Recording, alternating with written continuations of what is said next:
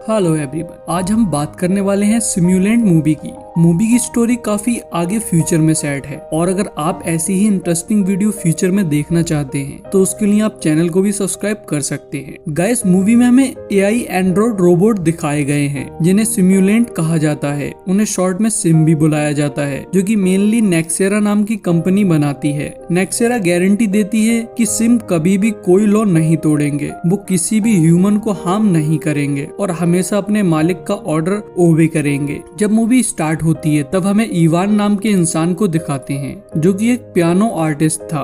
उसकी wife Elin एक painter होती है। वो लोग अपनी वेकेशन कंप्लीट करके अपने घर जा रहे होते हैं कि तभी उनका एक्सीडेंट हो जाता है और तभी हमें पता लगता है ये एक सपना था जो कि इवान देख रहा था। वो एलिन के पास में जाता है जो कि एक रूम में थी जहां इवान नहीं जा पाता है। उसके बाद में वो ब्रेकफास्ट करते टाइम एलिन को बताता है उसे फिर से वो सपना आया था और उससे पूछता है कि उस एक्सीडेंट के बाद में क्या हुआ था, लेकिन एलिन उसके बारे में बात नहीं करना चाहती थी। उसके बाद में हमें कैसलर नाम के एस के एक ऑफिसर को दिखाते हैं। एस मतलब आर्टिफिशियल इंटेलिजेंस कंप्लायंस इन्फोर्समेंट, एक ऐसी एजेंसी थी जो कि सिम्युलेंट के केसेस को देखती थी। अगर कभी भी कोई सिम्युलेंट कोई एबनॉर्मल बिहेवियर दिखाता था तो उसे एस ही संभालती थी। केसलर एक एल्सा नाम की सिम के पीछे था जो अब से 3 साल पहले ही ऑफलाइन हो गई थी। तो केसलर को उसकी एक इंटेल मिली होती है। जब वो वहां जाता है तो एल्सा उसे मिल जाती है। वो उसे एस का एक कॉलर को उसके गले में डालने को कहता है, लेकिन वो उसका ऑर्डर नहीं मानती है। तो वो उसे शट डाउन होने को कहता है, लेकिन वो शट डाउन भी नहीं होती है। उल्टा वो उसका हाथ तोड़ के वहाँ से भाग जाती है। तो केसलर वहाँ एक ईएमपी ब्लास्ट कर देता है जिससे वहाँ के सारे सिम रुक जाते हैं और एल्सा भी नहीं भाग पाती है। वो लोग उसे पकड़ लेते हैं। उसके बाद में केसलर उसके अपार्टमेंट में जाता है जहां वो ऑब्जर्व करता है कि एल्सा एक ह्यूमन की तरह जी रही थी। केसलर को वहां एक डायरी मिलती है जिसमें एल्सा ने कुछ स्केचेस बनाई थी और अपने थॉट लिखे थे। तभी वहां एक एल्सा का पड़ोसी कैसी आ जाता है जो कि ये भी नहीं जानता था कि एल्सा एक सिम थी, जिसके बाद में वो वहां से चला जाता है। उसके बाद में हमें इवान को दिखाते हैं। वो एलिन के साथ में बाहर खाना खाने का प्लान बना रहा होता है। उधर कैसलर को अपनी कलीग से पता लगता है कि एल्सा के सिस्टम में कुछ हैक किया गया था। जिसने भी ये किया था उसने नेक्सेरा के रूल हटाकर अपने फैसले खुद लेने की कोडिंग एल्सा के अंदर डाल दी है। कैसलर को एल्सा की मेमोरी में सिर्फ कैसी दिख रहा होता है। उसकी डायरी में भी कैसी की ही स्केच होती है। तो वो अपनी कलीग से कहता है कि पता करो कैसी रोगन नाम का इंसान काम करता है या करता था या नहीं। तो उन्हें पता लगता है वहाँ इस नाम का कोई भी इंसान काम नहीं करता था। उसके बाद में वो उसके अपार्टमेंट पे जाता है तो देखता है कि वो उस जगह को छोड़कर जा चुका है। तभी वो उसकी उस डायरी पे ध्यान देता है जो कि रेयर डायरी थी। तो वो उसके बारे में इंफॉर्मेशन निकालता है और एक शॉप वाले से कैसी के बारे में पूछता है। तो शॉप ओनर बताता है ये कैसी नहीं डेस्मोंड हान है। कि तभी वहाँ पर कैसी आ जाता है। तो कैसलर उसको पकड़ने की कोशिश करता है लेकिन नहीं पकड़ पाता है। तभी हमें इवान और एलिन को दिखाते हैं जो कि डिनर पे होते हैं। उसके बाद में वो घर जाते हैं जहाँ इवान एलिन के करीब जाने की कोशिश कर रहा होता है, लेकिन एलिन उसे रोक देती है और उससे कहती है कि मैं इस सब चीजों से थक चुकी हूँ। उसके बाद में वो उसे एक मिरर के सामने ले जाकर उसके कानों के बटन दबाती है जिससे उसका सीना खुल जाता है और उसे पता लगता है कि वो एक सिम है। वो बताती है उस एक्सीडेंट के बाद में इवान कोवा में ही मर गया था। उन लोगों ने काफी पहले ही उन दोनों के सिम्युलेंट बनवाए थे। तभी वो उसे उस रूम में ले जाती है जहाँ उसका भी सिम्युलेंट होता है। इवान उससे पूछता है उसे ये सब याद क्यों नहीं है। तो एलिन बताती है उसने ये सब उसकी मेमोरी से मिटा दिया है। तभी वो उसे शट डाउन कर देती है। उसके बाद में वहाँ पर कैसी आ जाता है। उसे एलिन ने बुलाया था क्योंकि एलिन को लग रहा था इवान के सिम में कोई प्रॉब्लम हो गई है, लेकिन कैसी उसे देख के बताता है ये बिल्कुल ठीक है। तो एलिन उसे बताती है कि इसे वो मेमोरी सपने में दिखती है जो उसने डिलीट कर दी थी और इसे ये भी नहीं पता था कि ये एक सिम है। और वो कहती है उसे भी लगता है कि जैसे कि ये उसके हस्बैंड का कोई एक हिस्सा हो, लेकिन उसे इससे दिक्कत होती थी। उसे अपने हस्बैंड की इससे और भी ज्यादा याद आती थी, इसीलिए वो उसे बंद करने की सोच रही थी। लेकिन कैसी उससे कहता है कि जहां मैं रहता हूं इसे वहां भेज दो तो शायद मैं कुछ कर पाऊं। उसके बाद में हमें कैसलर को दिखाते हैं। वो नेक्सेरा के सीईओ के पास आया था जो कि अपने 7 जन की अपडेट की स्पीच की प्रैक्टिस कर रही थी। जिसके बाद में उसकी उससे बात होती है। कैसलर उससे डेस्मंड हान के बारे में पूछता है और कहता है तुमने उसे क्यों निकाल दिया। तो वो बताती है कि उन्होंने उसे नहीं निकाला वो 7 जनरेशन के सिम में कुछ बदलाव करना चाहता था।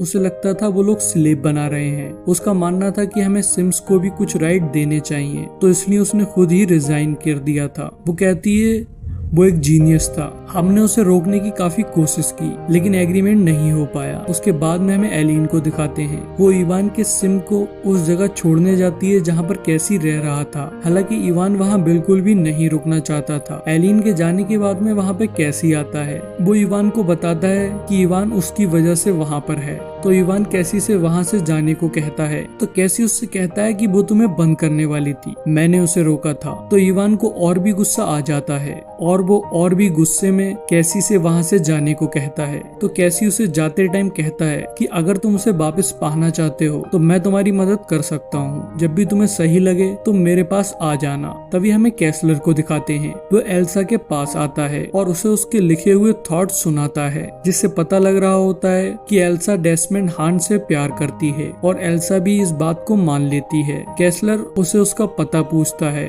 लेकिन एल्सा नहीं बताती है। कैसलर उसे उसकी मेमोरी डिलीट करने की धमकी देता है, पर वो कहती है मुझे कुछ नहीं पता है। उसके बाद में हमें इवान को दिखाते हैं। वो काफी सोचने के बाद में कैसी के पास जाता है और उससे पूछता है वो उसकी मदद कैसे करेगा। तो कैसी उसकी ड्राइव निकाल के उसे हैक करके फ्री कर देता है। उसको उठाने के बाद में वो उसे शट डाउन बोलता है, लेकिन इवान पे उसका कोई भी असर नहीं पड़ता है। वो उसे अपने साथ में बार में ले जाता है, जहाँ उनकी पिक्चर एक सीसीटीवी में आ जाती है, जो कि कैसलर के पास पहुंच जाती है। वो इवान की इंफॉर्मेशन निकालकर एलिन को मैसेज करता है कि उसे इवान के सिम के बारे में उससे कुछ बात करनी है। इधर कैसी बार में किसी से मिलने आया था। वो कोई और नहीं एस्मे का क्लोन सिम थी। एक्चुअल में वो ओरिजिनल एस्मे सिम थी। कैसी उसे किसी मिशन के बारे में बात कर रहा होता है, जिसे वो नेक्सारा के 7 जनरेशन के अपडेट पे अपलोड करने वाले थे, लेकिन उनके पास में नेक्सारा के सिस्टम में जाने का पासवर्ड नहीं था। तो उसके लिए वो दोनों